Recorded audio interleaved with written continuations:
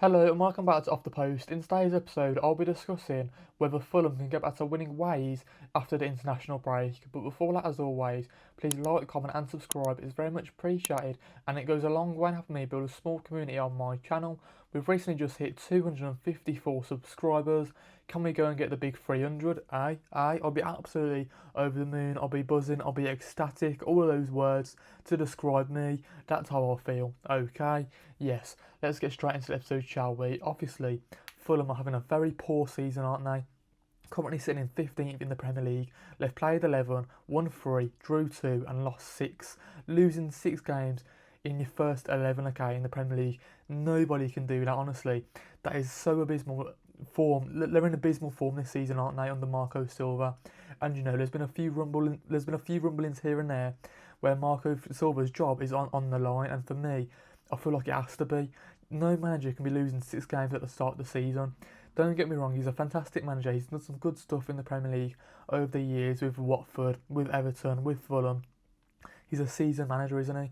However, this season, I don't know why it's going wrong for Fulham at all, okay? When you think about their squad, they've kept the spine of their squad, haven't. When you think about their squad, they've kept the spine of the team, haven't they? In the likes of, Raul Jimenez, Alex Iwobi, Emil Smith-Rowe, Calvin Bassey, Sander Berg, Anderson, Bird Leno. They've all stayed in the team for Fulham. They haven't had a transfer away this season, have they? Pretty much. No big signings going out their team, I'm pretty sure. Unless some Fulham fans can let me know in the comments down below. But one thing that's probably hurt them this season so far has been their defence, has been them losing 4 games on the bounce as well, okay? They recently lost 3-1 against Aston Villa, 3-1 against, I want to say Bournemouth, 1-0 against Arsenal, and 2-1 against Newcastle. Those 4 games, right, they could have easily picked up 12 points in those 4 games. Well, not easily, but you know what I'm trying to say. You could have picked up 12 points and you picked up 0 from those 4 games. Even if you got a few draws here and there against some of the likes of an Aston Villa, a Bournemouth. When you think about Bournemouth and Fulham last season, they were very very comparable. They were very similar in the way they were playing. But obviously Bournemouth sort of edged it over them this season. And for me, I just don't know who the shining stars have been for Fulham this season. For me, I probably would say, it probably would be Josh King and probably Kevin. Other than those two, I'm just not too sure have been the best players for Fulham. Don't get me wrong, you've had like Alex Iwobi getting 1 goal, 2 assists in those 10 or 11 games. You've had Raul Jimenez scoring 1 goal in 10 games as well. So, they've had a small impact in those, first 11 games of the season. But again, it's just not good enough, especially for those bottom half of the table teams. They need, they need a goal scorer to get them up the league, don't they? Especially if you think about someone like Sunderland this season, who you thought was going to be in a relegation battle. Obviously, they've got Wilson Isidore, who scored, like I want to say, 5 or 6 goals this season so far. And that's probably one of the main reasons why they're so high up the league. I'm pretty sure they're currently sitting in 4th. But we'll touch on Sunderland because obviously Fulham are playing them in the next fixture. So we'll touch upon them in a few minutes' time. But just quickly, okay, when we discuss the players who are off form, okay, obviously, well, if we discuss obviously Josh King being one of their hot prospects, okay, for me he has been one of their shining lights this season. I do highly rate him. Of course, he can play. Obviously, he's more of a midfielder, but he can play in that defensive role as well. I feel like he's probably maybe played a bit of fullback this season just because of Anthony Robertson being out injured, and they highly do need him back in the team this season. He's only played 3 games, hasn't he? The American defender, the American left back, the Jedi, if you like. That's what they call him, at least, anyways. So yeah, they need him back so urgently in that defence, don't know, because that's probably one of the reasons why they've conceded so many goals, and probably why they've not scored so many goals as well. Because for me, didn't he get like 10 assists last season or something like that? So he was fantastic going forward, especially going forward, but he was more reassuring than someone like a Ryan Sessegnon in defence, okay? For me, when you compare to both of the players, okay, Ryan Sessegnon is probably good going forward, but not good enough defensively. That's probably why they've conceded so many goals, just because of their fullbacks. Because obviously, Calvin Bassey, Anderson and Bird Leno, they are, a good trio at the back. They are defensively sound, especially last season. However, this season again, they've just been off the pace, and you can say that for pretty much the majority of the side, okay? Except for the likes of, Kevin, who's had a few brief spells here, there, and everywhere. Okay, he's got a bit of flair. He's very technically sound, isn't he? But again, where's the output? I don't see it with what. It's the same story with every sort of winger, isn't it? If you don't see the output, what's the point of having all this flair, all these skill moves, all these technical abilities, all this like dribbling on the ball, taking on players? What's the point of doing that if you can't get a goal or an assist at the end of your, dribbling, taking one or two players on, sort of thing? You know what I'm trying to say? So if you can't score a goal, you can't get an assist for one of your teammates. It's just going to look bad, isn't it? It's not going to look.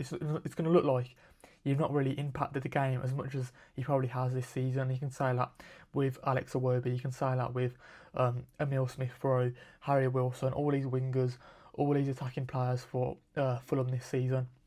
They've just not been good enough, especially the two strikers in Raul Jimenez and Rodrigo Muniz. I think Raul Jimenez has only scored like one goal in 10 or 11 games, and when I say Rodrigo Muniz has only scored one goal, got an assist in 7 games. So from that point of view, especially last season, those two strikers were on the money, weren't they? They was on so much good form. They were one of they were both like Fulham's best. They were one of Fulham's best strike partnership, if you like, last season. They were doing absolutely amazing. Last season, Fulham were a lot of teams' second favourite team in the league just because they were playing some entertaining football at times, weren't they?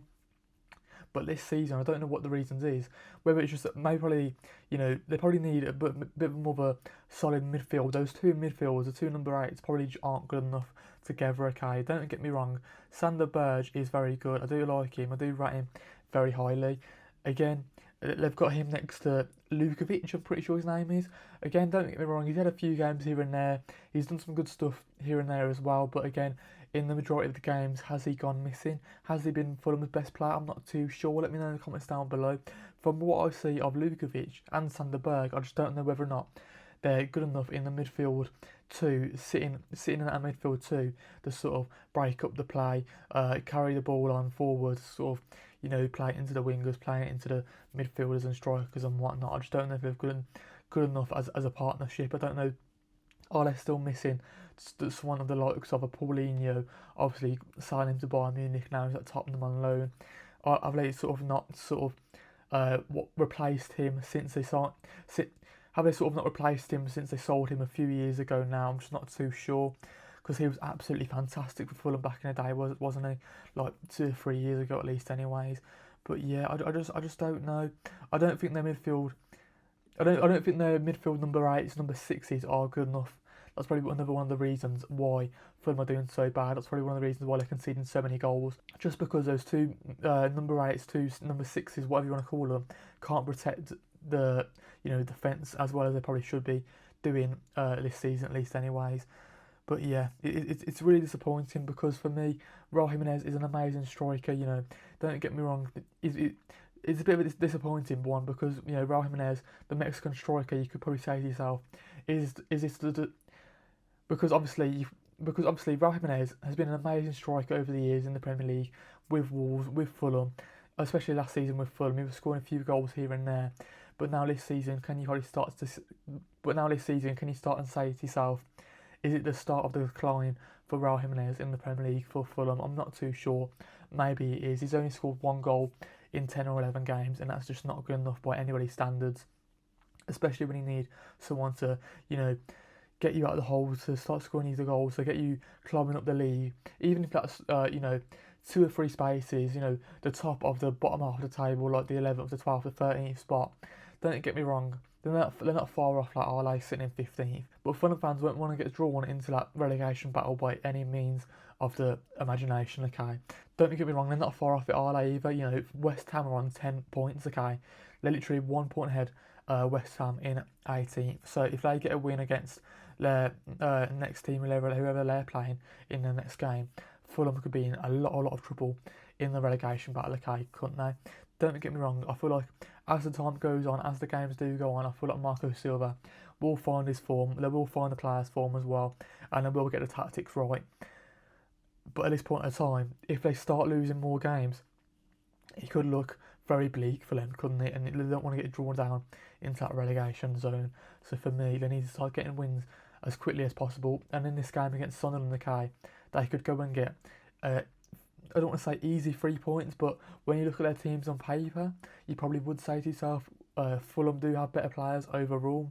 You know, you've been in the Premier League for a few seasons now, especially in the likes of Alex Iwobi, Emile Smith-Rowe, Raul Jimenez, Calvin Bassey, Anderson.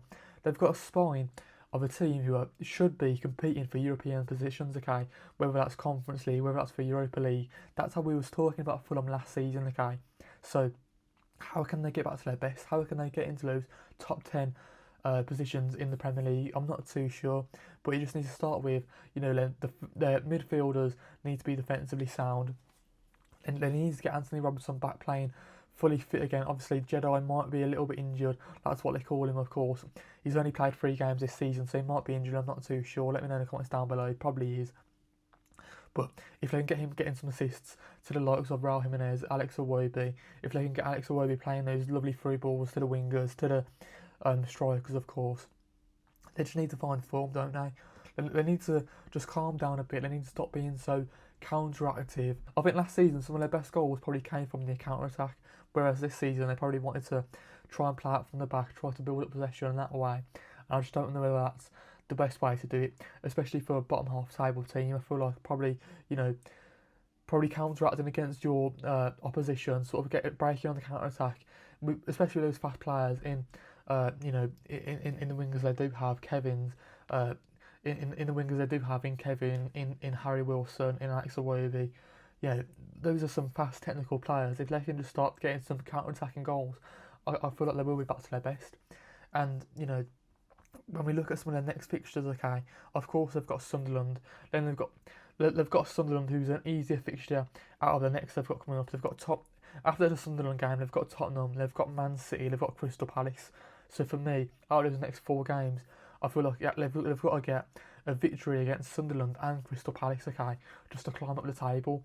But yeah, let's end the video with some questions, okay. Do you think Fulham can get back to winning ways against Sunderland? How many points do you think they can get from their next 5 games? Do you feel like Marco Silva will not get? Do you feel like Marco Silva will end up getting sacked this season? Do you feel like he will be signing a new contract as well? Because I think there's a few rumbles as well. He might sign a new contract actually, rather than getting sacked, which is a little bit of a weird one. Because a few weeks ago they were saying that he might be getting sacked or he might leave or whatever. But it's a whole weird one. And then who do you think has been the shining light this season for Fulham? Who've been the most disappointing players for Fulham as well? Do they need to find their form at Craven Cottage, just get some more victories over the line in London at least anyways? And yeah, before that, as always, please like, comment and subscribe. It's very much appreciated. It goes a long way in helping me build a small community on my channel. We've recently just hit 254 subscribers. Can we go and get the big 300? And yeah, I'll be absolutely over the moon. Thank you for all the support on the most recent videos, the likes and the comments on social media as well. Definitely doesn't go unnoticed. And yeah, I just want to say a massive thank you for all of the support, really. Hope you have a good rest of your day, and I'll see you guys in the next video. Peace out.